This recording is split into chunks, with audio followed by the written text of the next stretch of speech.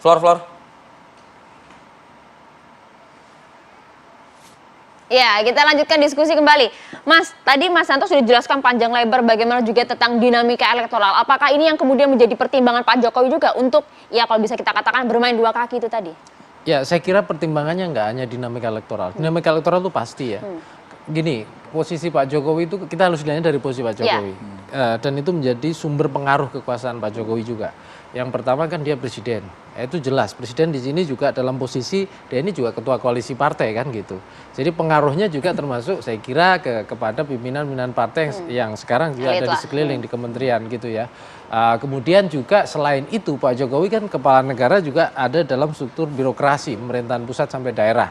Itu yang kedua. Nah, yang ketiga juga ini kaitannya dengan Pak Jokowi itu juga dipilih mendapatkan legitimasi kan dari masyarakat dan bertanggungjawabkan kinerjanya. Sehingga angka approval rating Pak Jokowi itu menjadi basis legitimasi Pak Jokowi. Ya kan, sampai hari ini kayak kemarin Kompas berapa itu 70,1% ya approval ratingnya. Dan dari angka itu kan berapa persen yang mendukung misalnya para capres hari ini yang nama-nama itu. Jadi ini yang saya kira menjadi basis salah satunya kenapa Pak Jokowi itu naturalis, secara natural itu sebenarnya dalam posisi juga kingmaker. Kenapa? Karena sentralitas posisi dia ini di tengah sumber-sumber kekuasaan yang melingkupinya kan gitu. Nah, ini yang saya kira juga selalu dinamikanya akan bergeser terus menerus. Jadi elektoral bunyinya seperti apa perkembangannya ya ke masing-masing capres cawapres yang ada termasuk yang dipandang dekat sebagai all president man ini ada dua orang, Mas Ganjar dan Mas Prabowo. Itu satu. Terus yang kedua juga termasuk dinamika yang terjadi di kalangan pemimpin partai politik yang itu tentu saja masih dalam jabatan seperti menterinya Pak Jokowi termasuk Pak Prabowo kan kita lihat seperti itu. Makanya kayak kemarin kan pertemuan Pak Prabowo dengan Pak Jokowi dalam konteks apa? Apakah menteri sebagai Menhan ketemu presiden gitu atau ini ada ketua umum partai juga ketemu presiden juga ketua partai koalisi atau bahkan ini sosok cawapres gitu ya yang ketemu juga presiden juga sebagai kingmaker misalnya begitu. Jadi bisa tiga-tiganya sih sebetulnya.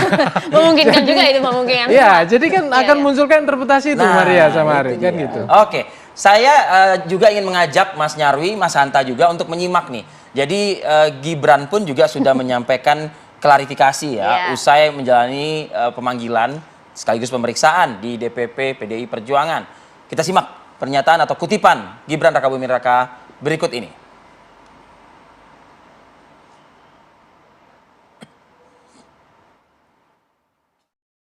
Boleh santai aja, saya santai orang. Nanti ikut mendampingi, tergantung perintah ya. Apakah sama akan seperti treatmentnya kemarin sama Pak Prabowo juga ketika pertemuannya nanti? Semua perintah dari Bu Ketua Umum, dari Pak Ganjar selaku capres dari PDI Perjuangan, pokoknya aku manut bae. Kan intinya tegak lurus gitu Mas ya? Inje, nggak piye toh? Oke, kan ada kemungkinan untuk tidak tegak lurus kan ya guys? Saya takut dilaknat. Ya, Mas ya. Dilaknat, diluknut. Kok endingnya takut hilaf sih Mas? Semangat, Mas Gibran. Semangat. Ya, karena gini, saya kira itu Gibran memang dalam posisi kan diminta klarifikasi dan setelah klarifikasi kayak kalau ngomong-ngomong takut hilaf kayaknya ya. Ya karena statement yang akan muncul itu tentu saja kan bisa ditafsirkan kemana-mana. Makanya wajar kalau dalam konteks ini ya Gibran berusaha mengerem ya. Untuk membuat pernyataan-pernyataan yang mungkin akan berlebihan kan gitu, dan itu akan membuka ruang interpretasi lagi soal manuver-manuver tadi kan gitu. Dan saya kira juga Gibran berusaha menempatkan dirinya dalam proporsinya ya sebagai kader PDIP, sebagai wali kota, tentu saja sebagai mungkin ya akan jadi sorotan sebagai anak presiden. Jadi yang ketiga ini agak sering memunculkan banyak interpretasi di situ. Jadi salah satunya yaitu tadi model kayak keakraban tadi ya dengan Pak Prabowo. Tapi kemarin juga dengan Mbak Puan juga katanya juga sudah ada penyambutan juga kan waktu itu di Solo.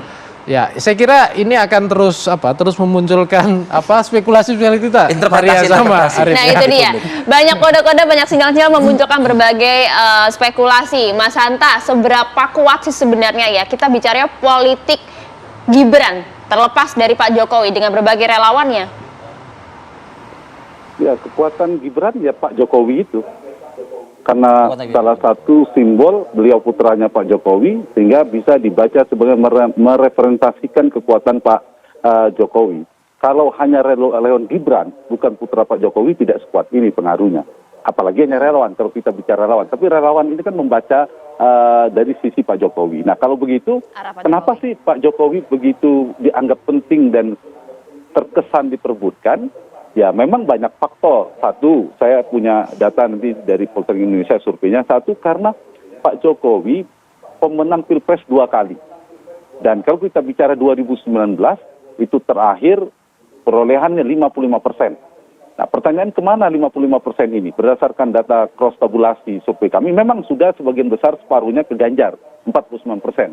Ke Prabowo separuhnya. Tapi jangan lupa ada pemilih Prabowo juga di 2019 yang lalu. Itu masih lebih dari separuhnya, 55% ke Prabowo Subianto. Artinya Prabowo kalau diakumulasikan relatif lebih besar.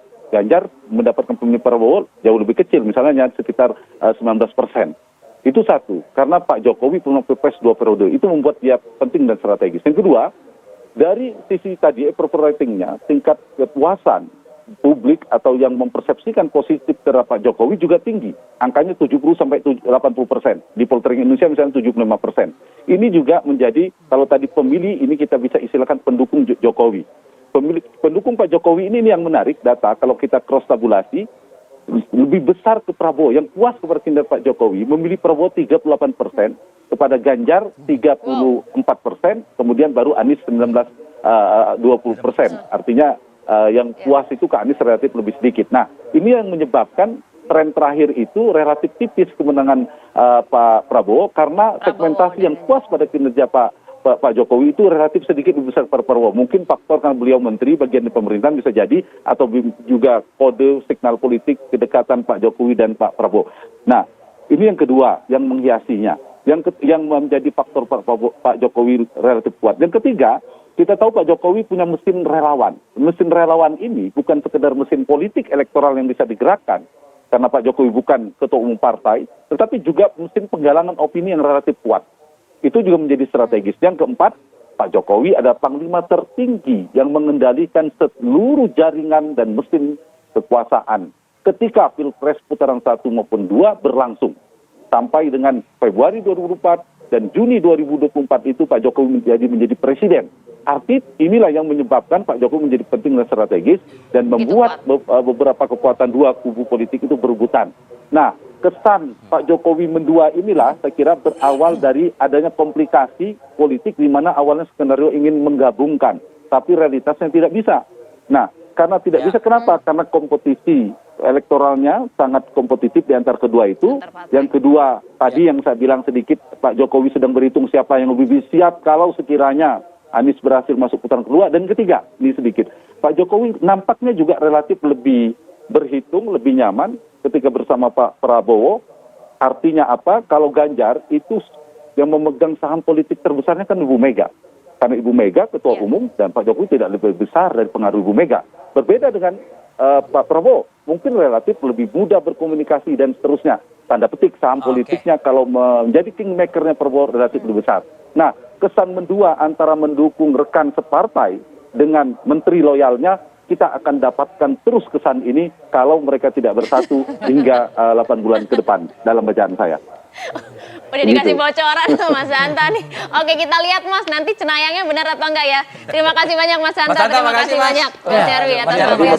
Sekali obrolan kita hari ini. Menarik loh, ya kan, mencari kenyamanan dan keberlangsungan. Nah, intinya begitu ya kan. Banyak misteri yang kita tunggu. Masih banyak misteri. Dia.